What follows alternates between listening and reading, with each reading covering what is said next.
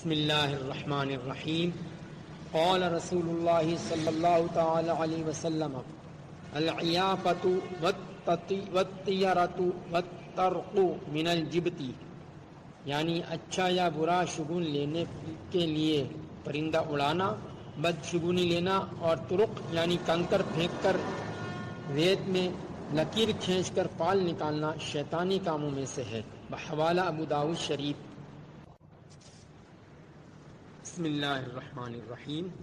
رسول اللہ صلی اللہ تعالی علیہ وسلم نے ارشاد فرمایا، تین چیزیں جس میں ہو وہ بلند درجات تک نہیں پہنچ سکتا۔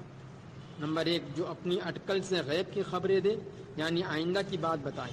نمبر 2، فال کی تیروں سے اپنی قسمت معلوم کرے۔ نمبر 3، بدشگونی کے سبب اپنے سفر سے رک جائے۔ بحوالہ تاریخ ابن عساکر۔ بسم اللہ الرحمن الرحیم۔ رسول اکرم صلی اللہ تعالی علیہ وسلم نے ارشاد فرمایا، جس نے بلا وجہ شرعی کسی مسلمان کو ایذا دی اس نے مجھے ایذا دی، اور جس نے مجھے ایذا دی اس نے اللہ عز و جل کو ایذا دی۔ بحوالہ المعجم الاوسط۔ بسم اللہ الرحمن الرحیم۔